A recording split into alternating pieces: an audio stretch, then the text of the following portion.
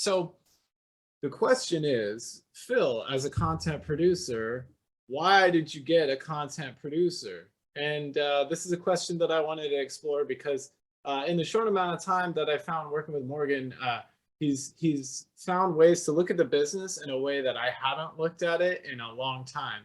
And it's like maybe I'm an old chef and I've been in this kitchen so long that I forgot like some of these recipes are actually good because I've just like, it's the same thing to me day in and day out. So I hired a content producer to bring a fresh perspective to my own content in a way that I bring fresh perspective to my clients' work, right?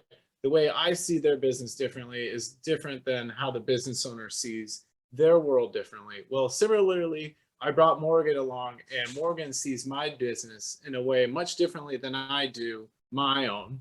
And that's allowing me to tell my story kind of in a new, different way.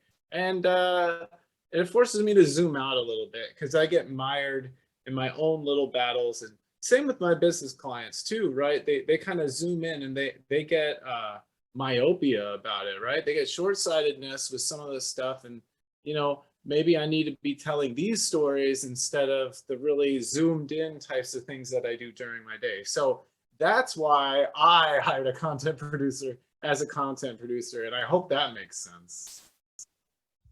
So I've been reading a lot of nonfiction, a lot of boring business type books. And no, they're not all boring. Some of them are really insightful. And one of the books that I read recently was Who Not How. And it's really a matter of saying, hey, if you're a business owner and you have a problem and you find yourself struggling with this problem, you need to not ask yourself, how am I going to fix this problem? You need to enlist in the help of specialists who are dedicated to fixing these types of problems versus you spending time to learn all this stuff. And I talk about it all the time, but my business owner customers are very do-it-yourself type people.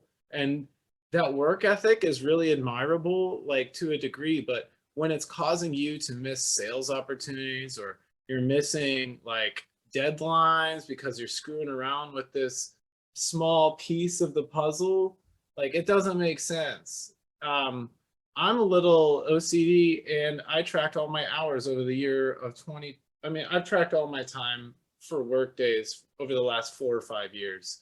And in 2021, I realized I spent more than 160 hours producing and editing video that I know someone else could do better.